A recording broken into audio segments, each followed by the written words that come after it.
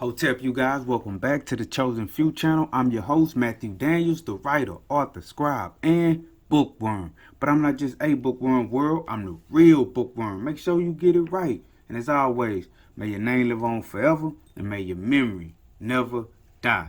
Y'all saw the title. Today we're going to be talking about a 2,000-year-old letter, Pliny the Younger and Tacitus. 2,000-year-old letter, Pliny the Younger and Tacitus. We're going to be coming out of my book, The Letters of the Younger Pliny. Now, who is the Younger Pliny? The Younger Pliny is a guy who lived from around 61 CE to around 113 CE. He lived from around 61 CE and he died around 113 CE. Now, this guy wrote a letter to a guy named Cornelius Tacitus, who lived at the same time, obviously. And I'm going to read that letter and I'm going to show y'all a lot of interesting things in it. Okay, a lot of interesting things in it. Now look, check this out. In the introduction of the book, just to give you a little background, it says Pliny was born in late AD 61 or early 62. The son of Lucius Sacides of Common, he probably had tutors at home before continuing his education at Rome. There he came in closer contact with his uncle, the polymath elder Pliny, who, on his death in the eruption of Vesuvius, which destroyed Pompeii, left the younger Pliny his estate, having adopted him as a son. Gaius Plinidius Luci Filius Caecilius Secundus, it's a long name, as he was thereafter known, began his career at the bar when he was 18 and specialized in cases of inheritance. So basically like a lawyer. So anyway, let's get into the letter that Pliny the Younger wrote to Cornelius Tacitus and why I'm showing you guys this.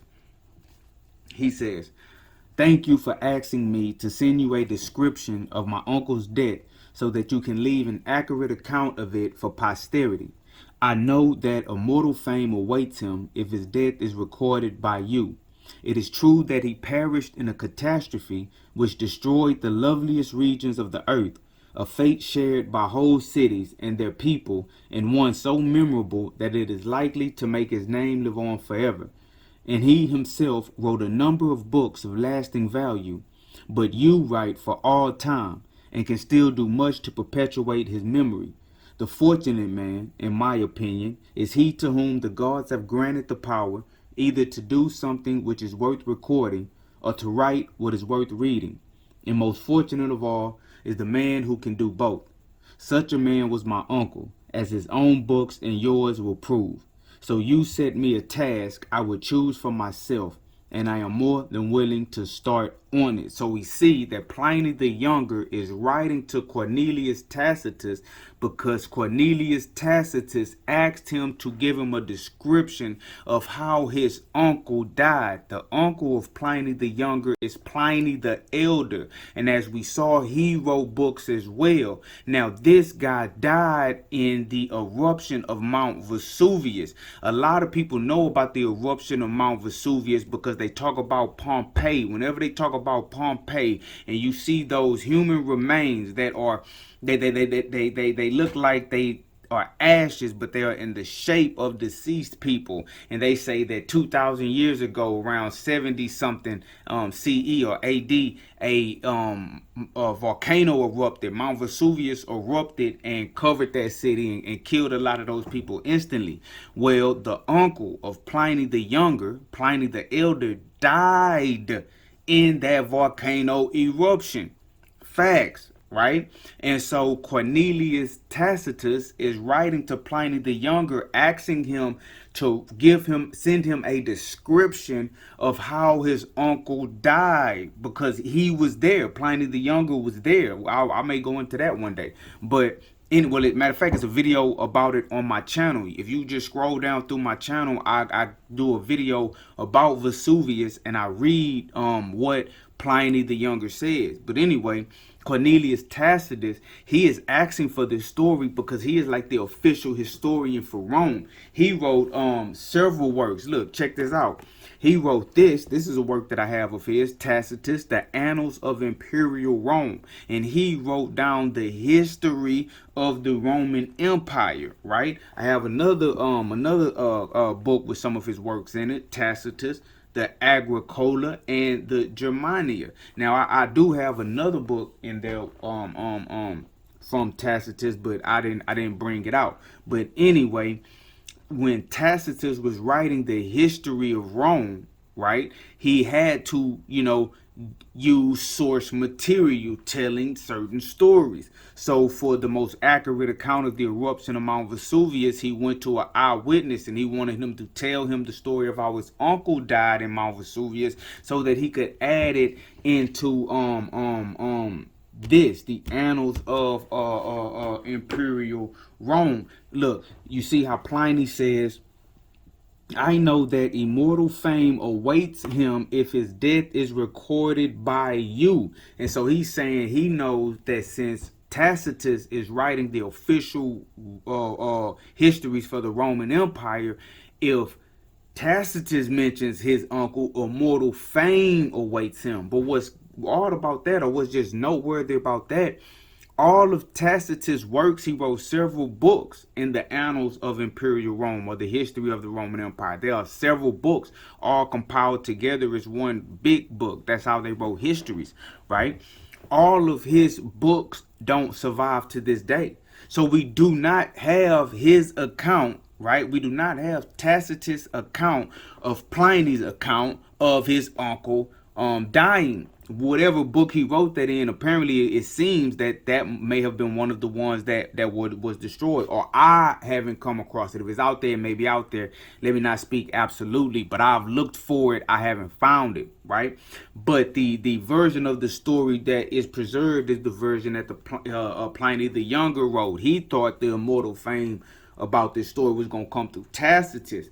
No, Tacitus requested it, so he wrote it in a letter, but his version actually remains. But look, check this out, family. When he talks about his uncle, he says, and he himself wrote a number of books of lasting value, talking about Pliny the Elder. Check this out.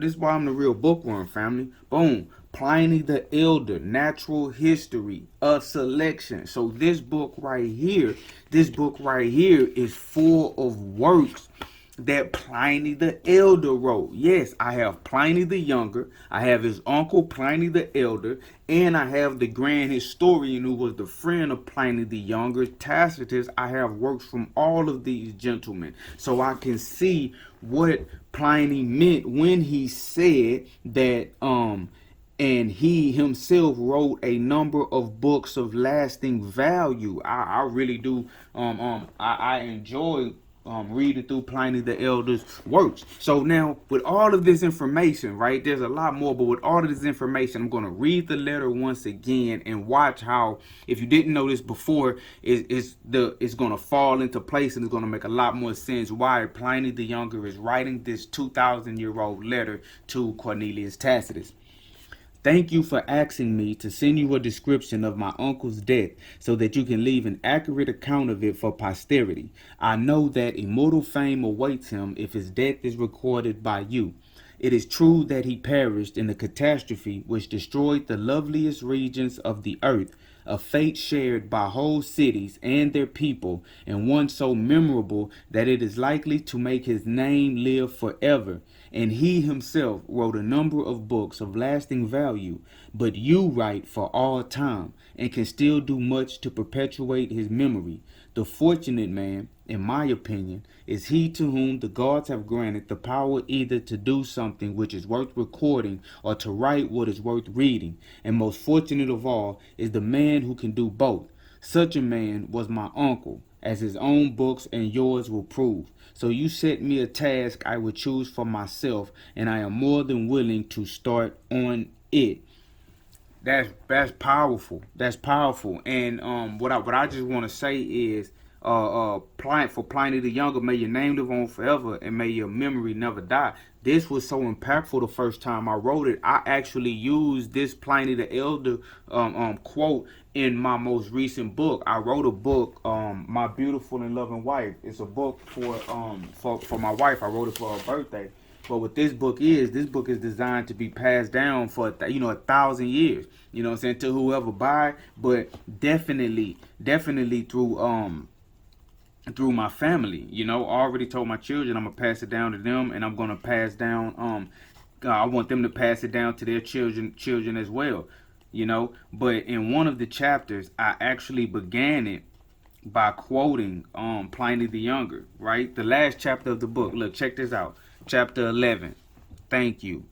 The fortunate man, in my opinion, is he to whom the gods have granted the power either to do something which is worth recording or to write what is worth reading. And most fortunate of all is the man who can do both.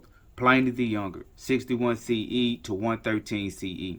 And this is how I started the chapter. I said, with this we approach the end of my mission, and you get to witness me complete my task. My beautiful and loving wife has done things which are worth recording, so she is fortunate indeed. I have been given the opportunity to write that which is worth reading, so I too am fortunate. Together, Raquel and I have done both, so together we are most fortunate of all.